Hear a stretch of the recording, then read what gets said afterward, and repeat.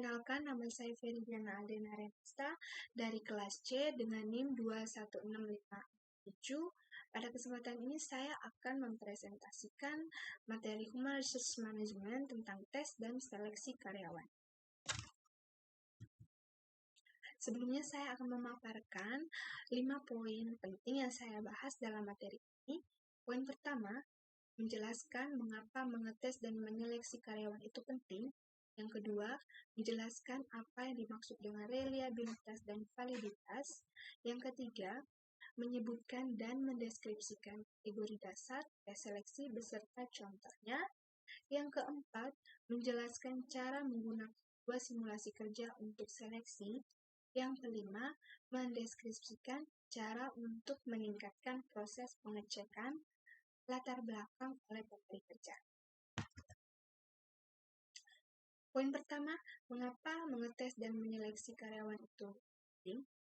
Jadi di sini terdapat tujuan dan juga alasan mengapa pentingnya mengetes dan menyeleksi karyawan. Untuk tujuannya sendiri yaitu sebagai upaya mencapai kesesuaian antara orang dan juga pekerjaannya. Hal ini berarti menyesuaikan pengetahuan, keterampilan, dan kemampuan serta kompetensi lainnya dari pekerja atau kandidat tersebut yang dibutuhkan untuk melakukan pekerjaan itu. Tentunya yang didasari oleh analisis pekerjaan. Jadi pada intinya tujuannya sendiri itu untuk bisa memudahkan juga para penguji mengetahui juga terkait pengetahuan serta keterampilan orang tersebut yang dibutuhkan perusahaan, sehingga apakah dia layak untuk menempatkan posisi atau jabatan tersebut. Lalu untuk alasannya sendiri terdapat 3 poin. Yang pertama, dengan menemukan karyawan yang memiliki keterampilan yang tepat, maka akan memiliki kinerja yang lebih baik sehingga membawa benefit atau keuntungan bagi perusahaan. Yang kedua, dengan merekrut karyawan yang tepat, maka akan menghemat biaya dan waktu. Hal ini bermaksud jika memang kandidat atau karyawan tersebut telah memiliki keterampilan atau skill yang dibutuhkan perusahaan, tentunya akan memangkas biaya atau menghemat biaya training dari perusahaan itu. Lalu yang ketiga, untuk menghindari tuntutan hukum apabila terjadi kesalahan dalam perekrutan, misalnya diskriminasi. Hal ini akan membawa atau menimbulkan tuntutan hukum yang pastinya akan menimbulkan permasalahan atau kerugian bagi perusahaan itu sendiri.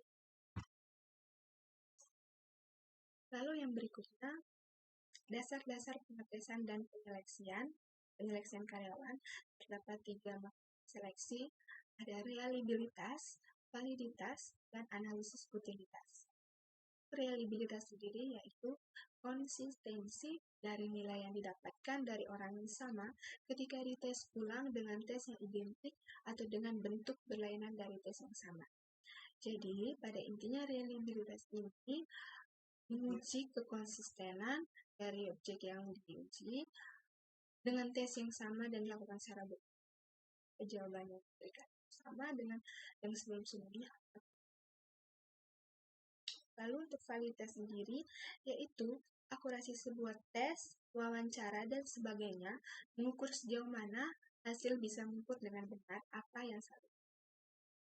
Jadi pada intinya, validitas itu berkaitan dengan ketepatan, kecermatan, dan keabsahan dari objek atau objek yang diuji. Lalu poin terakhir, analisis utilitas, yaitu sejauh mana peningkatan mutu jika menggunakan tes dan jika tidak menggunakan tes. Selanjutnya yaitu poin hak individu peserta tes dan keamanan tes. Dan berikut merupakan hak-hak sebagai peserta tes. Yang pertama, kerahasiaan hasil tes, di mana setelah melakukan tes, hasil-hasil tersebut akan terjamin privasinya dan juga terjamin kerahasiaannya. Lalu yang kedua, pemberitahuan persetujuan mengenai penggunaan hasil-hasilnya, di mana para kandidat yang diuji juga tentu berhak untuk mengetahui penggunaan hasil dari hasil tes mereka itu sendiri. Lalu yang ketiga, hanya orang-orang yang memenuhi syarat yang menginterpretasikan nilai-nilai tersebut. yang mendapatkan akses terhadap hasilnya. Jadi, dalam hal ini tidak semua orang atau tidak semua pihak dapat mengakses nilai hasil tes tersebut, melainkan sudah ada orang yang dibutuhkan atau ada orang yang dapat memiliki akses terhadap hasil dari tes tersebut. Lalu yang keempat, tes tersebut bersifat adil, di mana semua karyawan atau staf mendapatkan tes yang sama, tidak terjadi perbedaan juga antara satu dengan yang lain.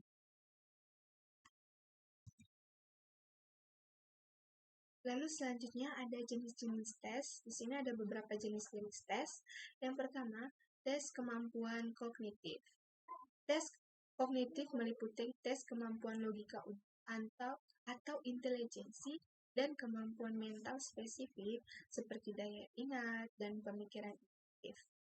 Tes intelijensi merupakan tes kemampuan intelektual umum. Tes ini mengukur tidak hanya satu ciri-ciri verbal, tetapi mengukur serangkaian kemampuan termasuk daya ingat, perbendaharaan kata, kefasihan verbal, dan kemampuan numerik. Nilai IQ mencerminkan sejauh mana orang tersebut berada di atas atau di bawah rata-rata nilai intelijensi orang dewasa. Lalu, tes kemampuan motorik dan fisik. Kemampuan motorik yaitu seperti ketangkasan jari, ketangkasan manual, dan waktu reaksi jika mempekerjakan pilot.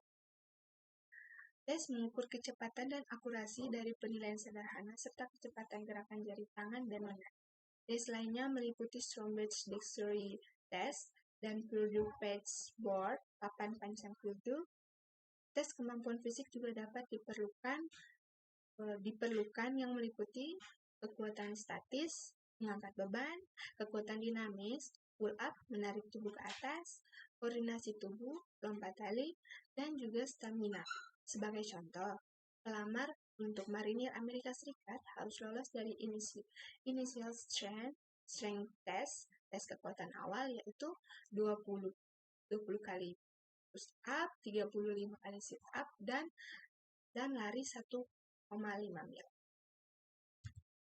Yang berikutnya itu tes mengukur kepribadian dan minat. Tes kepribadian adalah tes yang mengukur aspek-aspek dasar dari kepribadian pelamar seperti introversi, stabilitas, dan motivasi. Salah satu contoh dari tes kepribadian adalah pelaporan diri. Pelamar mengisinya sendiri survei Woodford Zimmerman mengukur ciri-ciri kepribadian seperti stabilitas emosional versus suasana hati yang tidak stabil, dan keramahan versus sifat suka mencela. Psikolog industri acapkali berfokus pada dimensi kepribadian yaitu ekstraversi, stabilitas emosional atau neurotisisme, keramalan, kehati-hatian, dan keterbukaan terhadap pengalaman. Hasil tes kepribadian acapkali memang berkorelasi dengan kinerja. Sebagai contoh, dalam riset kepribadian, kehati-hatian telah menjadi peramal universal kinerja yang paling konsisten. Lalu berikutnya, inventory minat.